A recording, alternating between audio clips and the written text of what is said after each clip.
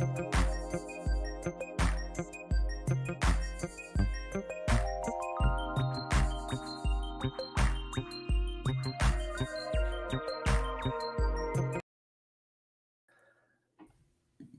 right, what is up, guys? This is Joseph back with the Utah Utes Football Digest, and I'm very excited to introduce the guest tonight. We have Parker Fleming. He's at Stats of War on Twitter, and he's from BetUS College Football. Super excited to have him on. Thank you so much, Parker. How are you doing today?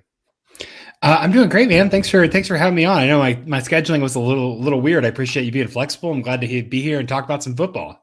Awesome, man. Cool. We are really excited. You know, a huge matchup this week. The Utes at home taking on Oregon State after Oregon State looked, I think, fantastic's a great word to put it, against USC. And so I'll just let you go. And if anyone does have any questions for Parker, feel free to drop them in the chat, and any real good ones, I'll put them up on the screen. And before we go ahead and let Parker just dive in, please make sure you guys like the video, comment down below any questions you have and your thoughts about the matchup, and please do subscribe to the channel. Go ahead, Parker.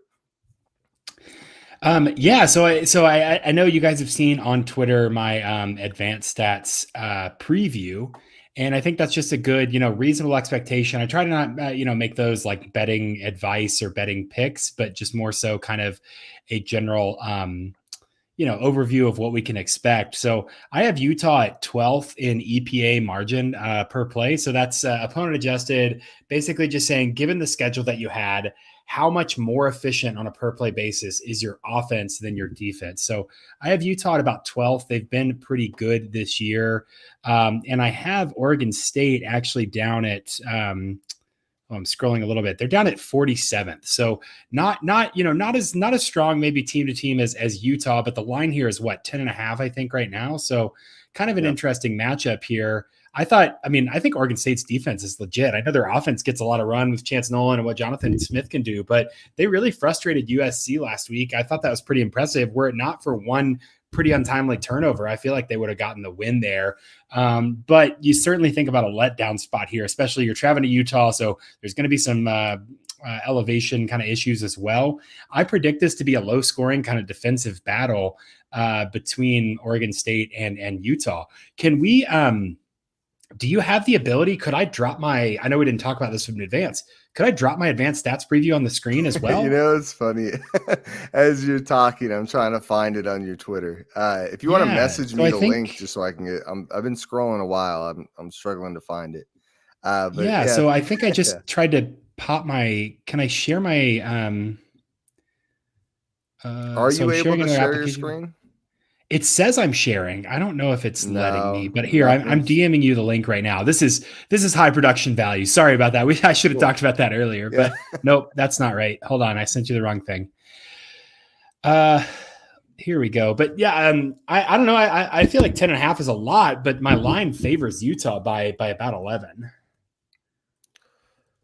By about 11. Yeah, no. And I think that's a pretty good line, especially because it's Utah at home. I think this was at Oregon State, it'd be a whole nother matchup. That'd have me really nervous. I feel good about the win, but I definitely think it's a good Oregon team. Let's see here. Okay, I think you just sent it to me. Let me try to get this up on the screen here.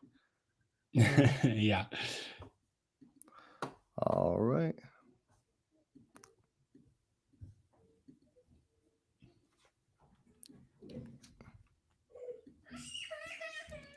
All right. Boom. All right, here we go. Oh, cool. Awesome. Yeah. So this is kind of fun to look at. Just again, a visual representation. I just tried to create a tool that kind of helps me get a one sheet. What do I need to know about this game? So I can point out a couple important stats here. Kind of the way this works is top left, you have Oregon State's logo, you've got their win probability, their projected points, and then on the top right, you've got Utah. And so all those stats on the right are going to be Utah's, all those stats on the left are going to be Oregon State's. And in the middle, we have Oregon State's offense versus Utah's defense. And on the bottom, Utah's defense versus Oregon State's offense. So kind of a layout there. It takes a little bit of getting used to, but kind of makes sense once you're in the groove. So I like this, I like this comparison. One, kind of on the outsides, you get a big team comparison. So Oregon State 51st in EPA per play margin. That's not adjusted for opponent. They're in the 40s, like I said, if you adjust for opponent. Utah a little bit higher when you adjust for opponent than 31 as well. But generally, two teams that are really balanced. Sometimes with college football teams, you'll see, hey, you're 20th in offensive efficiency and you're like 98th in defensive efficiency. A lot of teams are one-dimensional in college football. You've got two really balanced teams. Utah, obviously, a little bit better on both sides of the ball than Oregon State, but Oregon State's still really balanced. Yeah. One thing I really like to look at when I compare teams is kind of this rush rate over expected. You see that RROE at the bottom. And it's kind of a measure of like based on down distance and yard line, how often do you run relative to other teams? And that kind of gives you a measure of style. This Oregon State team really likes to run the ball. So 92nd means they're passing 92nd least. So they're really, really rushing a lot. 59.1% rush rate over expected. Utah is at 49.8, so almost 10 percentage points lower, and they're 47th. They're a little bit more aggressive, obviously having Cam Rising, feeling good about him at quarterback. The other thing that I really like to look at is kind of in the middle there, you see the splits of Oregon State's offense versus Utah's defense. So Utah, 21st in EPA per pass, that's pretty good efficiency, but 99th against the rush. So when they've struggled on some big play rushes is what this tells me. When you see a big split like that, you have to think selection issues, right? If your rush defense is a little weaker, people want to pass more against you. And so that's one thing I'd look at is Oregon State's really good at rushing, 35th in EPA per rush, 48th in rushing success rate, 49th in rushing success rate rather. Kind of a same matchup on the flip side of the ball. Oregon State, pretty bad rush defense. And so I think the run game will matter a whole lot here. That's why I have it low projected points. I think this is going to be a very physical game, which certainly favors Utah. Yeah, I wanted to ask you about that. This is a great question that Zenith dropped in the chat. What do you think will be the key factor in order for the Utes to win this game? Personally, I would say that O-line and D-line. I think a big thing that I've been thinking about with this game is the physicality. And obviously that's any college football game, but I feel like these two teams, like you said, Utah is really good at being physical, but I feel like these two teams, that's what they want to do. They want to kind of bully you until you stop pushing back and then slowly put you into that good night. I mean, I'd say looking more like positionally, I'd say like, what do you think are some positions that you're going to watch from Utah? Do you think are going to be really good? And Oregon State? I know for me, when I looked at Oregon State, I'm really impressed by the corners. I think the corners are really good for Oregon State, but what do you see? Yeah, well, that's certainly borne out by their pass defense on the aggregate level, like 30th in EPA per pass. So allowing, almost negative a fifth of a point per pass is very efficient for defense there. So that's certainly true. I think that'll be kind of the test. You look at that split of third and fourth down success. Utah is 20th in the nation. Oregon State is 44th in the nation. A lot of that comes from passing. So I think Utah's wide receivers versus Oregon State's corners is definitely going to be really important. One thing I have circled in games that are super physical is missed tackles. And you look at Oregon State for 2022, their missed tackles, they have some guys who have pretty decent tackling grades, but they've missed a lot of tackles. As a team, that number is 37 through these first four games. So a lot of missed tackles there. In a game of physicality, I'm definitely a little more skeptical about a team that's missed a lot of tackles. So that back seven, if you will, for Oregon State, I think is really important. That's going to be the difference between, because I think Oregon State's offense can absolutely move the ball. If Utah can break off big plays by forcing missed tackles, by being aggressive at the point of attack and kind of extending plays with missed tackles, I think they're going to be able to move the ball really, really well. And this could get ugly if Oregon State can't put a lid on Utah's offense. Yeah, for sure. And, Tavion Thomas, hopefully he can get second level. Hopefully he's playing. I don't know if you saw that last week. He got sat for the first half of the game. So hopefully that all got figured out and he's playing all week. Do you have any concerns about Keithy being out? Brent Keithy on Utah. Do you have any concerns about him being out? You think that'll be a problem?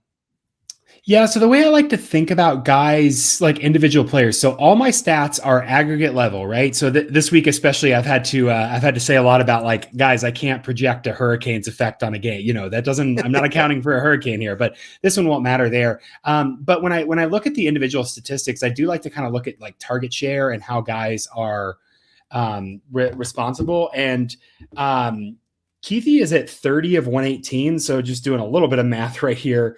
That's 25% of target share. So 1 in 4 passes. That's going to be a big load to replace. But Dalton Kincaid is right there at 22 targets behind, third most on the team. So he's been getting a lot of them. My worry is that it's not so much Keithy being out as Utah can't run the 12 personnel situation that they normally do so well in. And that really changes up how they attack. And that's going to be so different from them the last couple of weeks. So it's less the individual player and more what that does to the personnel entirely.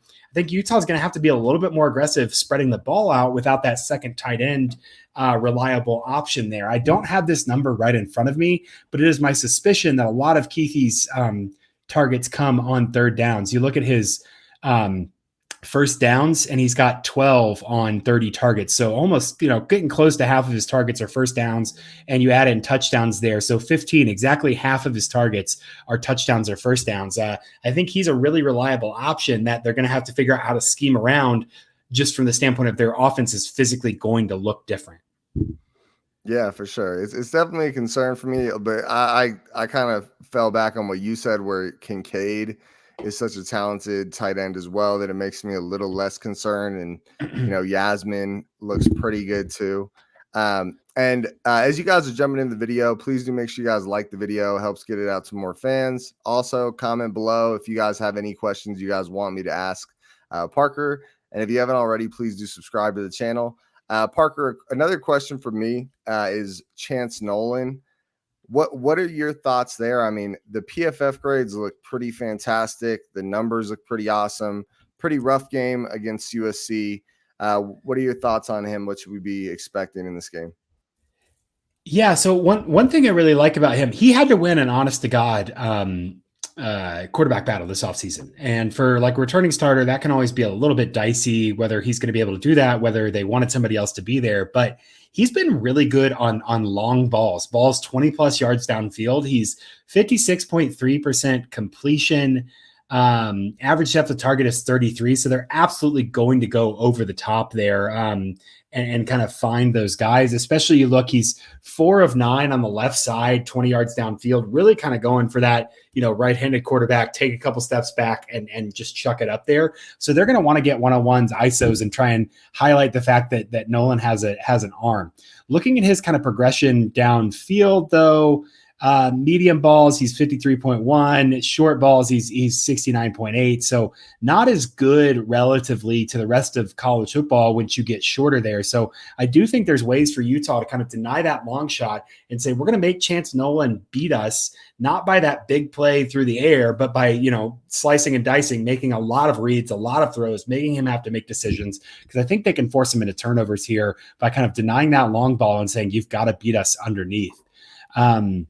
Looking at his game against USC specifically, if I pull that number up here, I mean, his yards per attempt is only 5.8 compared to 8.8 average on the season. His average depth of target was 9.8 compared to his first 2 games. It was 12.6 against Boise State, 14.8 versus Fresno State. So USC was pretty good about saying, hey man, we're not going to let you throw that home run ball and beat us on kind of a fluke big play. I think that's the way you beat Chance Nolan, is you say, hey, you have to be, precision passer, death by 1,000 cuts. You've got to sustain that success, but you're not going to get that big explosive play through the air. Awesome. Well, I'm going to go ahead and drop in a couple questions from the chat. And obviously, as a guy that covers a lot of college football, you might not be that familiar with specific players on Utah, but Omar dropped a question here. Do you think Yasmin is going to be able to fill that gap and allow us to use 13 personnel sets? Obviously, Keithy is tough to replace, and Yasmin has a small sample size. Well, I think that just looking at kind of how the selection would go, you'd imagine that Kincaid would take over Keithy's role, and then Yasmin is hopping up in there to Kincaid's kind of secondary role. He only has 2 targets, so that's a really big unknown. But I mean, I don't know that I'm like, it's definitely a loss. Targets, all right. 100 yards. Yeah. Well, right. I'm looking at yards after, and what's funny there is, yards after catch is 4 and then 57 in that second game. So one of those was really big. That's kind of funny. It was all concentrated in one. So I'm interested. I'd be more interested to see not so much the individual person that fills the tight end role, but kind of the existential vacuum of not having your like leading receiving option, how the offense looks a little bit different. So wouldn't surprise me if we don't see as much 13 personnel. And if we see maybe them saying, hey, we'd rather have, a backup receiver out there running and getting open, what kind of stress that puts on Cam Rising, whether that raises their explosive ceiling.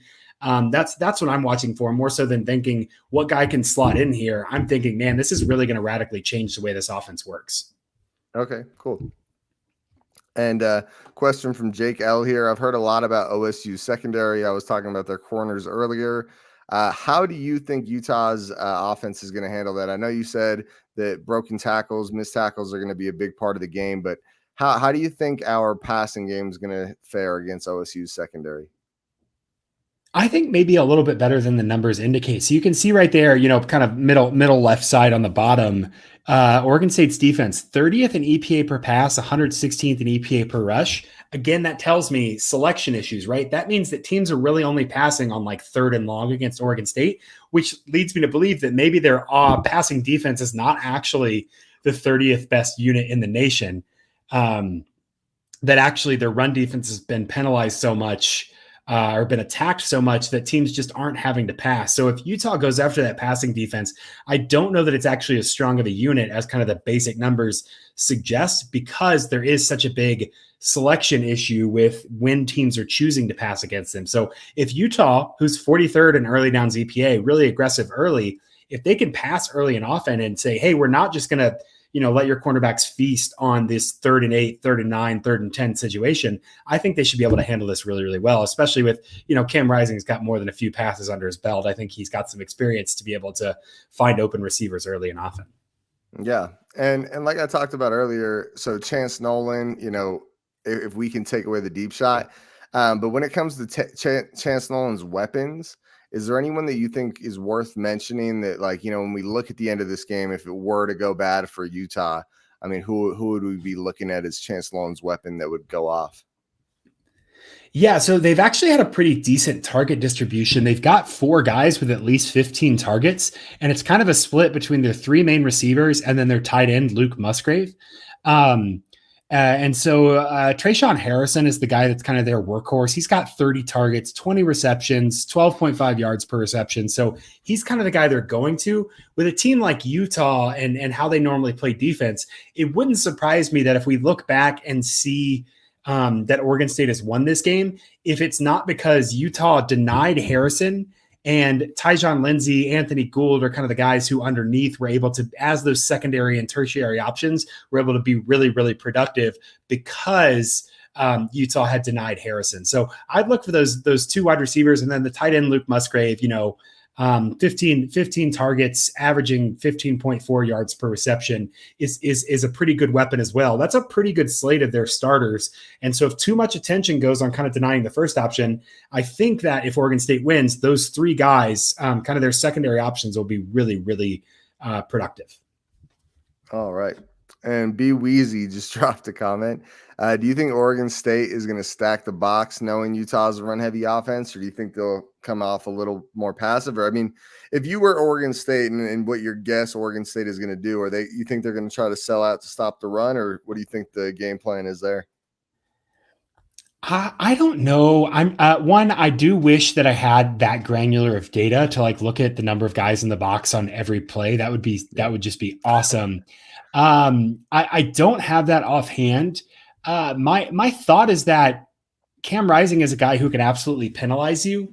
And if Utah is not going to go 13 personnel, I think Oregon State's going to definitely prioritize kind of having those flyover defenders, those guys who can, swing between defending a tight end and an inside receiver, and prioritize a little bit more flexibility. So it would be surprising to me if Oregon State came out and said, hey, we're going 7-8 in the box and we're just going to make you play smash mouth football. That feels like that's playing to Utah's strength. So as a Utah fan, you would absolutely want that to happen. But I think Oregon State's going to try and be a little more dynamic on defense, maybe see, without the tight end in there, if they can spread out and be a little faster than Utah rather than lining up and just, playing physical football against them. That makes a lot of sense. All right, and then Zenith, what area do you see Utah struggling at the most in this game? I love that question because we don't really look at what Utah's bad at. Let's see, where are we going to struggle? Yeah, so the rush defense has been pretty rough in terms of explosiveness and in terms of efficiency. I have them at 99th in EPA per rush. If I'm looking at Oregon State's offense, I mean, they have three main guys that are kind of running the ball and pretty explosive all around. Fenwick, Martinez, and Griffin all 4.5 yards per carry. All with 20 plus 15 plus runs, and all of them have forced more than 5 missed tackles. So like very, very kind of a run defense that will kind of make you pay for not tackling well. So Jamius Griffin is kind of their third option. That's the guy I would watch for. He's got 4.13 yards after contact, but his longest run is only 23 yards. So it's not like he broke off, a 96-yard run and that's inflating his total. The dude is actually like taking hits and moving forward. So with Utah's, demonstrated struggles with the run game, that's who I would watch. Griffin there. I think that's going to be the biggest matchup for Oregon State's offense on Utah's defense. Is just can they make sure they don't let him get away with yards after contact? Awesome. And then with that, so Parker, I know you got to get out of here in a couple minutes, but I just want to ask you. So I know you got your projected points up there. I mean, is that how you see this game going? 12-ish points to 23-ish points for Utah. Yeah, so the tongue-in-cheek answer is no, I don't predict Utah to score 22.89 points. But this is generally just a good baseline, right? So what these numbers represent is a team with Oregon State's statistical profile and a team with Utah's statistical profile historically have played about this game. So, margin of error of a point or two, this basically looks like 24-14. Somewhere in there, maybe you look at like 21-10. On all my shows this week, this was not a game I had to play on just because my line is so close to the actual Vegas spread right now. Yeah. But generally, I think this will be low scoring. I'm leaning towards an under. I think Utah will break 20. And the story of the game will be, can Utah hold Oregon State to under that 14, fewer than 2 touchdowns, kind of a score? That's going to be the big defining feature here. So I would probably say I'm seeing this about 24-14 Utah, which is maybe not as comfortable a win as Utah fans would like, but this Oregon State team is scrappy. If they had a different logo on their helmet, I think they'd be getting a lot more respect than they have gotten so far this season. No, honestly, I'm a little surprised the line's as close as it is. I feel like this that Oregon State team, when they played USC, changed the narrative for me. And we already know how freaking good they are after they beat us last year.